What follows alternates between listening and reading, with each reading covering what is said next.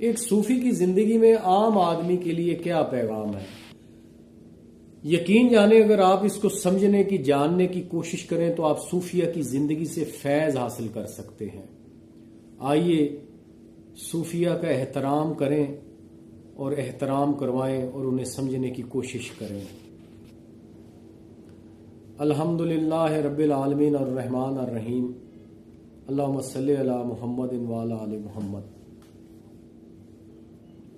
تصوف کے جوہری پہلو کے سلسلے میں آج کا واقعہ حضرت عبداللہ حفیظ رحمۃ اللہ علیہ تذکرۃ الاولیاء میں آپ کا ذکر فرمایا۔ حضرت خواجہ فرید الدین عطار رحمۃ اللہ نے بہت بڑے اولیاء اللہ سے ہوئے ہیں۔ آپ ایک دن اپنی خانقاہ پہ تشریف فرما تھے۔ ایک مسافر سیاہ لباس میں ملبوس ہو کر آپ کی خدمت میں حاضر ہوا۔ آپ نے اس سے سیاہ لباس پہننے کی وجہ پوچھی۔ اس نے عرض کی کہ حضرت میرے دونوں حکمران فوت ہو چکے ہیں۔ آپ نے فرمایا کہ کیا مطلب؟ اس نے عرض کی کہ حضرت میرا پہلا حکمران یعنی میرا نفس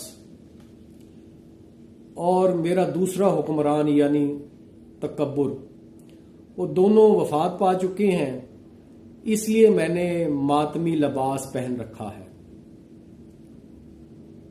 یہ سن کر آپ نے مریدین کو حکم دیا کہ اس کو باہر نکال دو خانقاہ سے۔ چنانچہ مریدوں نے تعمیل حکم کر دی اور اس شخص کو خانقاہ سے باہر نکال دیا۔ اب جتنی بار وہ اس کو خانقاہ سے باہر نکالتے اتنی ہی بار وہ واپس خانقاہ میں آ جاتا۔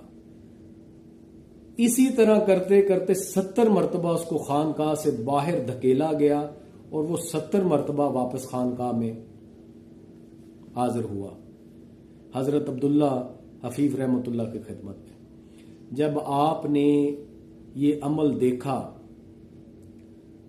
تو آپ نے فرمایا کہ واقعی یہ لباس تمہیں زیب دیتا ہے، کیونکہ آپ نے جتنی بار اس کو خانقاہ سے باہر نکالا اور وہ ہر بار واپس آپ کی خدمت میں جب حاضر ہوا تو آپ نے دیکھا کہ ذرا بھر بھی اس کے دل میں کوئی میل نہیں آیا، یعنی کسی قسم کا کوئی تکبر، کوئی غرور، کسی قسم کی کوئی پریشانی اس کے چہرے سے عیاں نہیں ہوئی۔ جب آپ نے یہ کیفیت دیکھی تو پھر آپ نے فرمایا کہ واقعی یہ لباس تمہیں زیب دیتا ہے، کیونکہ میں نے تمہیں 70 مرتبہ خانقاہ سے باہر نکالا لیکن تم 70 مرتبہ ہی خانقاہ میں واپس آئے، اور اس کا بالکل واضح ثبوت ہے کہ تم نے اپنے دونوں حکمرانوں کو شکست سے دوچار کر دیا ہے۔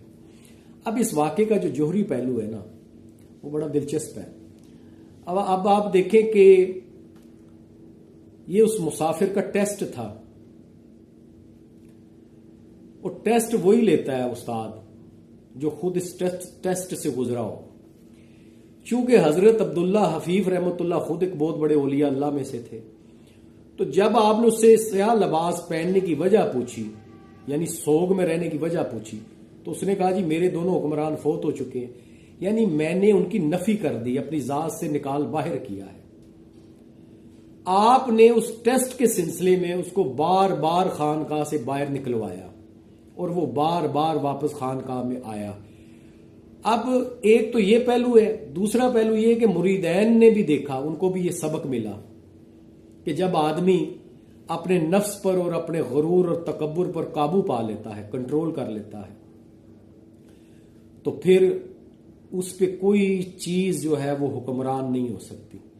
اور اس کا عملی ثبوت جو ہے اس شخص نے، اس مسافر نے آپ کو دیا۔ جتنی بار ان مریدین نے اس کو دھکیلا خانقاہ سے باہر، اتنی ہی بار وہ واپس آیا۔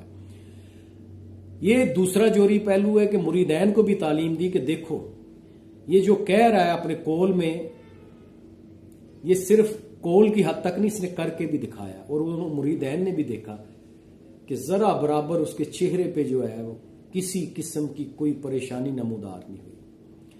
تو آپ نے حضرت عبداللہ حفیظ رحمۃ اللہ نے ٹیسٹ کی صورت میں اس کو بھی چیک کیا، اور اپنے مریدین کو بھی اس مسافر کے تھرو جو ہے تعلیم دی۔ تو صوفیہ کرام کی زندگی میں ایک عام آدمی کے لیے یہی پیغام ہے کہ اگر کسی صوفی کی زندگی میں سے ایک عمل جوہری پہلو اس کا عملی صورت میں اگر ہم اپنی زندگی میں داخل کر لیں تو آپ یقین جانیں کہ آپ اس صوفی سے فیض یاب ہو سکتے ہیں۔ کرامتیں بیان کرنے سے آپ کبھی فیض نہیں پا سکتے۔ کرامت اللہ اور اس کے بندے کا ایک پرسنل معاملہ ہے، اللہ کی ایک نعمت ہے جو اللہ نے اپنے اس خاص بندے کو عنایت کی ہے، اور جو عقل سے معاورہ ہے۔ کرامت کی جو پہلی ڈیفینیشن ہے وہ عقل سے معاورہ ہے۔ لیکن اگر آپ صوفیہ کی زندگی میں سے کوئی ایک جوہری پہلو یعنی کوئی ایک عمل، اب آپ نے دیکھا کہ کس طرح انہوں نے اس کا ٹیسٹ لیا اور مریدین کو بھی تعلیم دی اور اس کو بھی آزمایا، تو یہ ہے وہ جوہری پہلو اور وہ عمل جو ہم اگر اپنی زندگی میں لے آئیں تو آپ یقین جانیں کہ کوئی صوفی نہیں ہے جس سے ہم فیض یاب نہ ہو سکے۔ تو اللہ تعالیٰ ہمیں بزرگان دین کا سی مقام اور مرتبہ سمجھنے کی توفیق عطا فرمائے، اور ہم سب کو مقام شرف عطا فرمائے۔ شکریہ۔